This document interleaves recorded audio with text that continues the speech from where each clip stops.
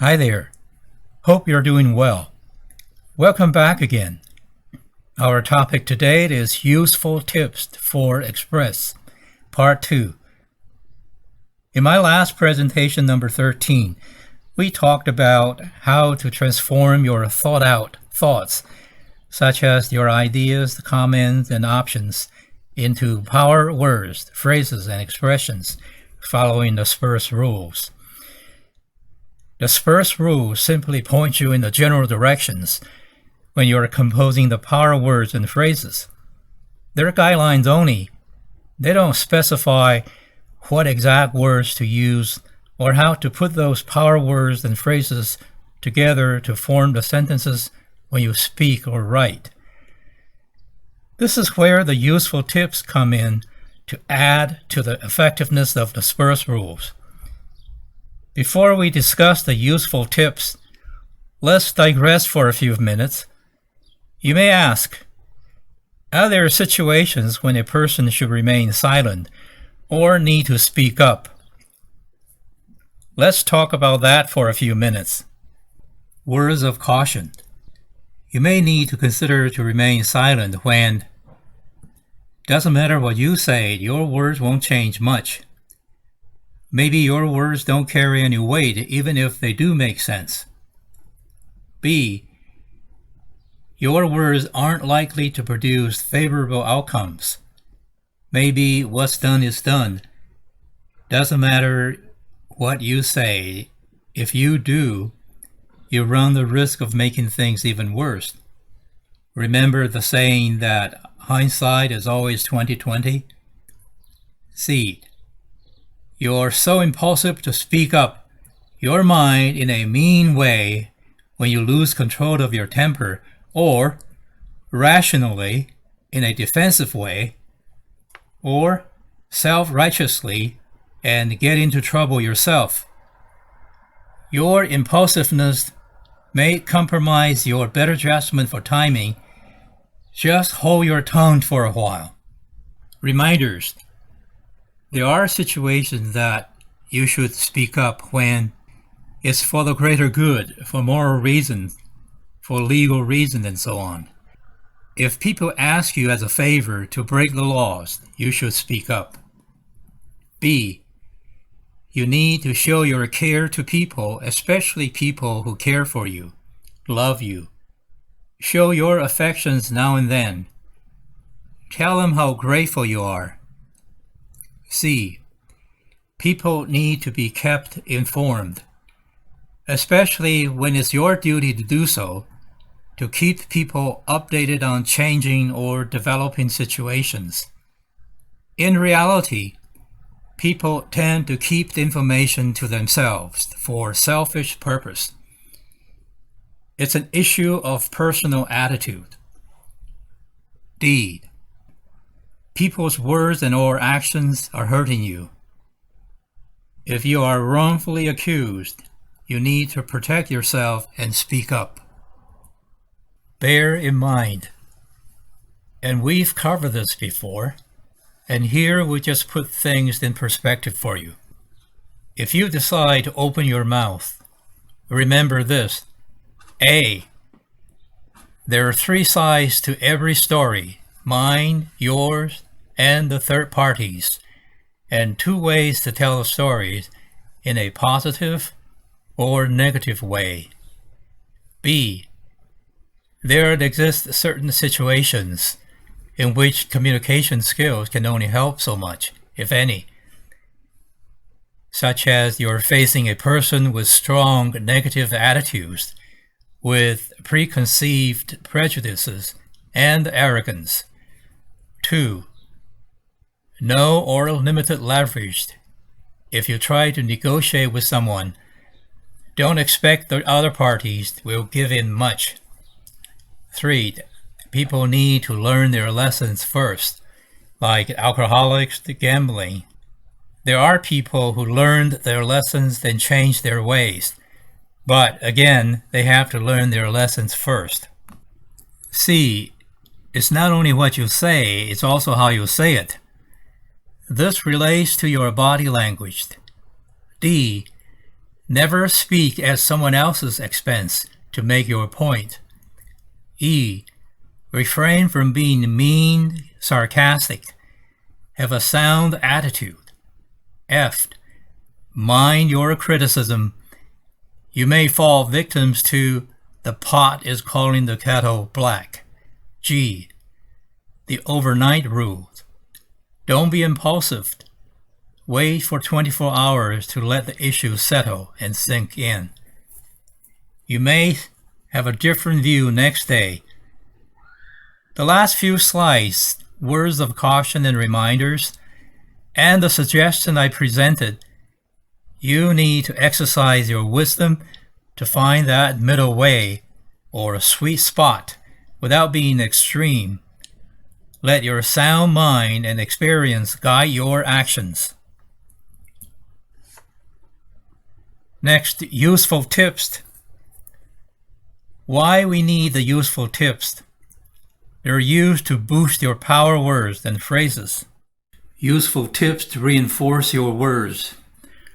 Remember we said your initial raw ideas, comments, options are thought out thoroughly, assessed and finalized systematically, and transformed into power words, phrases, and expressions following the first rules. These words may be reinforced to increase their delivering power by words being arranged into certain formats or words deliberately chosen to meet certain guidelines. Treat certain words and phrases with cautions. So let's start. Tip number 1. Use with cautions the following words. You may be easily triggered to use these words emotionally. A. The word you. People tend to use the word you to blame, to label, to accuse. B. Don't. C. Should, shouldn't, must, mustn't. D. Every time, everything, always, never, absolute. E. I for feelings. F. We for praising and accountability. Compare we versus I. Tip number 2. Use with caution the following you expressions. A. If I were you. B. You must, you ought to. C. You're supposed to, you should or you should have. D. What you need to do is. These you statements may sound jarring to the ears. Let's see how these words can be used, either intentionally or inadvertently, to compromise your communication and the suggested better ways for comparison. So let's see some examples. Don't come late versus come by 9 a.m. Or I need your help in the morning. You can't eat your lunch at your desk versus we can eat at the kitchen or we can eat at the cafeteria. You must not do it again versus please ask first.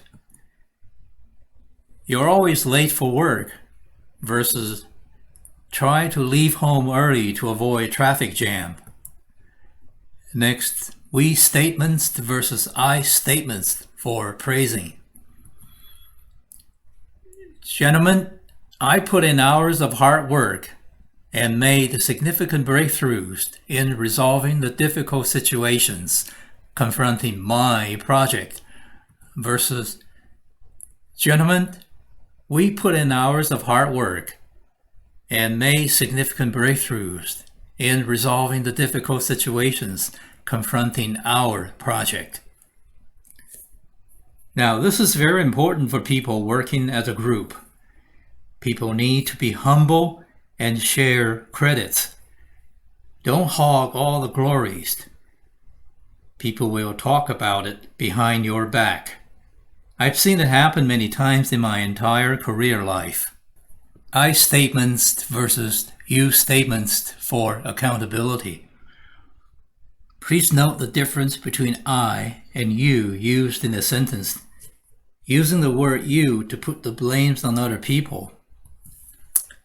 Gentlemen, it is you and the entire project team who shall assume the total responsibility for the failure versus, gentlemen, it is I and I alone who shall be held responsible for the failure. Now, this is what I call responsible leadership. Always share credits that never shirk responsibility. I statement versus you statements for emotions. You're wrong, you're stupid versus I beg to differ, I see it differently. I would explore other options. You're lazy, you're always late for work, and you never complete your project on time. You disappoint me versus I feel let down, disappointed when our project falls behind schedule. I'm very worried. More examples. If I were you, I would versus I see it differently. You must versus I suggest. You're supposed to versus I could see the other options. You should or shouldn't versus I would or I wouldn't. Tip number 3. When you're being criticized, attacked, or disagree, this is what you should do. Don't react. Acknowledge the point. Focus on true relevance, interest, not personal attacks. See if you can find out the real reasons why the person is angry.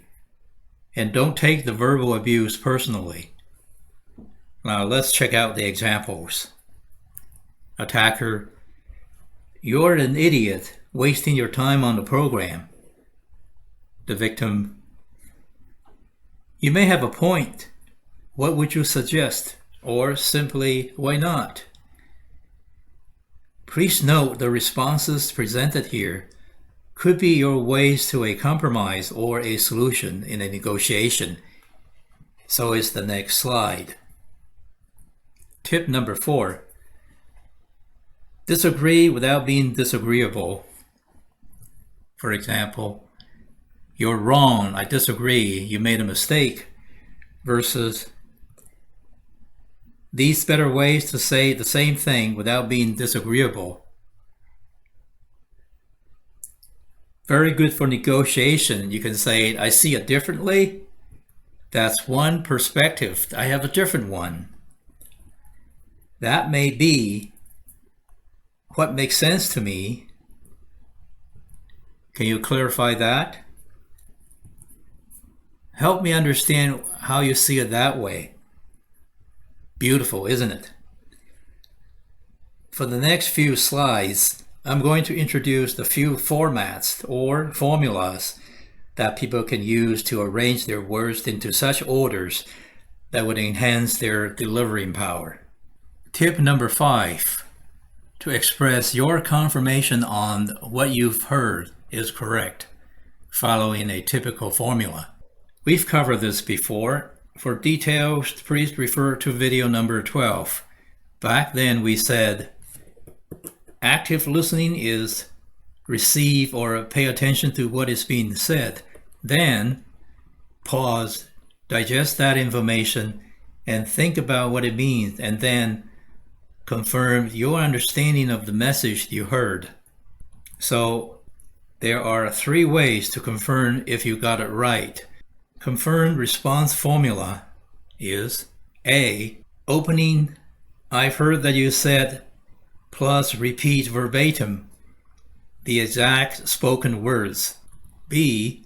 Opening, I've heard that, plus paraphrase, or confirm using similar words. C. Opening, it sounds like, plus feelings, plus prepositions or conjunctions, plus thoughts. In my view, this is the most powerful way to confirm if you heard it right. So let's review and quickly go through a few examples. A. Repeat verbatim, response to confirm. You can say, I've heard you said I'm being unfairly treated. B. Paraphrase response to confirm. What I've heard from you is that you're being mistreated. C. Reflective response to confirm. You seem to be saying that you're disappointed about your grievances of discrimination and mistreatment. Tip number 6. To express your comments, opinions following a typical formula. In the last example, you confirm what you have heard is correct. Tip number 6 is to express your thoughts. For example, you're home late again. Your mother, infuriated, said to you, Amy, you're home late again. You've worried me to death. How would you or Amy respond to her mother without getting her riled up again?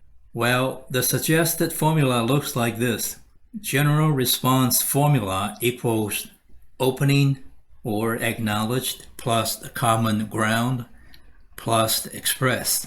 Acknowledged to acknowledge, if possible, the speaker's ideas, positions. Suggested openings are, I understand, I heard, it seems to me that, then followed by the common ground. Next in the formula, common ground, ideas that both sides, you and the speaker, agreed. I understand, acknowledge that I'm late and you're worried about my safety, acknowledge her mother's idea, and I feel the same way, common ground. The third element in the formula is express.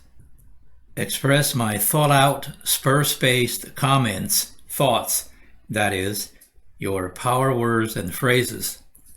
The infuriated mother said, You're home late again. You've worried me to death. The daughter, Amy, said, I understand that I'm late and you've worried about my safety, and I feel the same way. I've just learned that there's a safer and quicker way to get back home. Now, how about that? I'm sure Amy's mother will be comforted when she hears the response. More example. The manager says, the cost of the design that you proposed is beyond our budget. Cost is our number one concern. Then the engineer replies, I see your point, that our first concern should be cost effective, and I agreed. I found a new design that is in line with that priority. Sounds a lot better. If people keep the sound spirit up by following the formula, there will be less likely any conflict in the process of negotiation. But in reality, they are not to be. Tip number 7. To admit without being apologetic.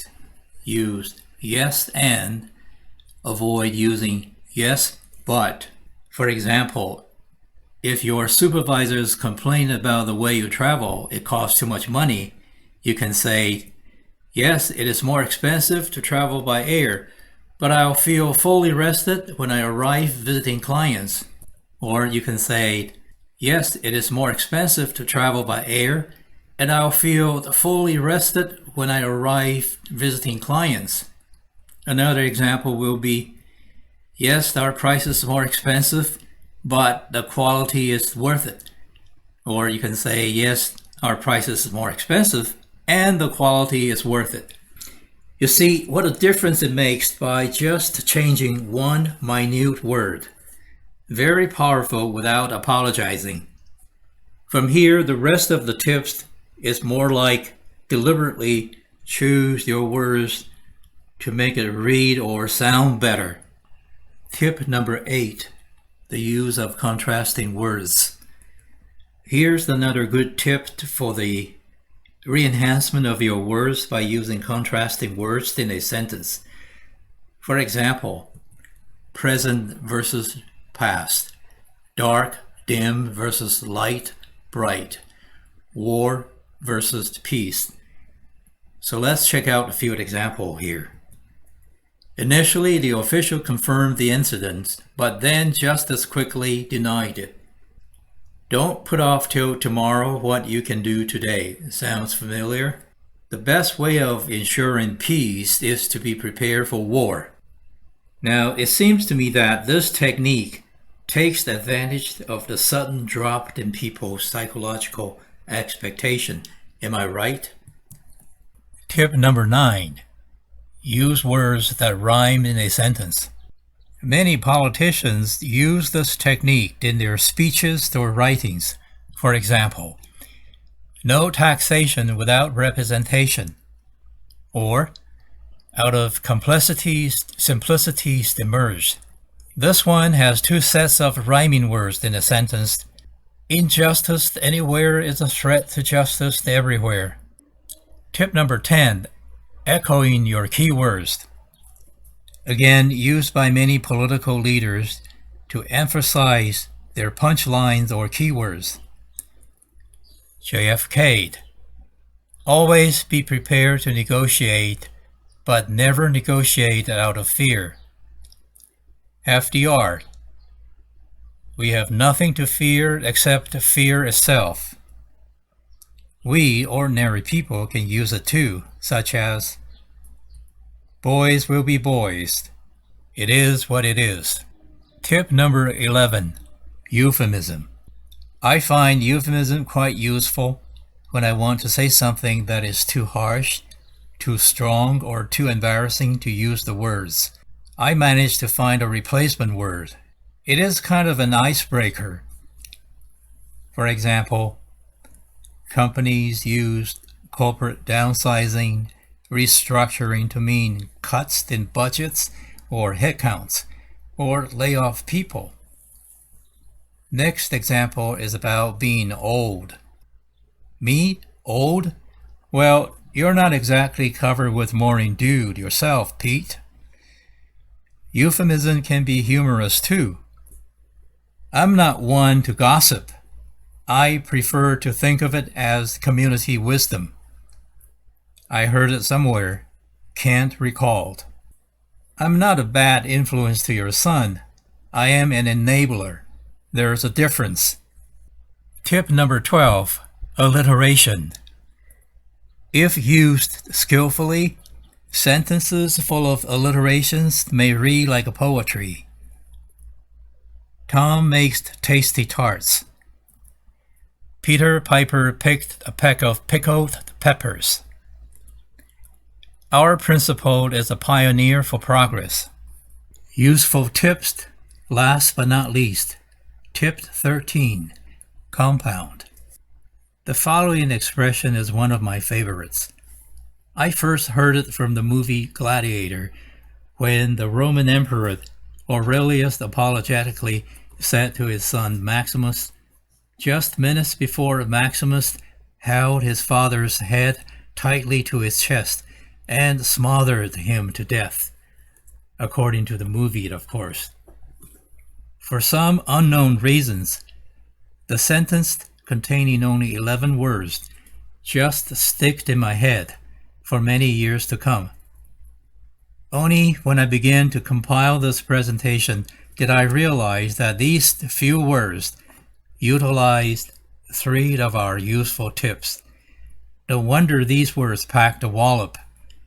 My compliments to the author. What a genius. The words are, your fault as a son is my failure as a father. Now let's analyze the sentence. We have contrasting words, your versus mine, son versus father. Alliteration, fault, failure. Then we have echoing words, as a. See how powerful they are? And I hope you feel the same. So these are the 13 useful basic tips for your reference. And I'm sure there are more and just as powerful. Learn these useful basic tips well to help you communicate more effectively. And don't forget the middle way. With this, I conclude the part 2 of the PELETE way, express. This is Peter Chang, Keep well and keep safe. Omicron is still with us and going as strong as ever. See you next time when we talk about the 5th step of the PELETE way, trade. Good day.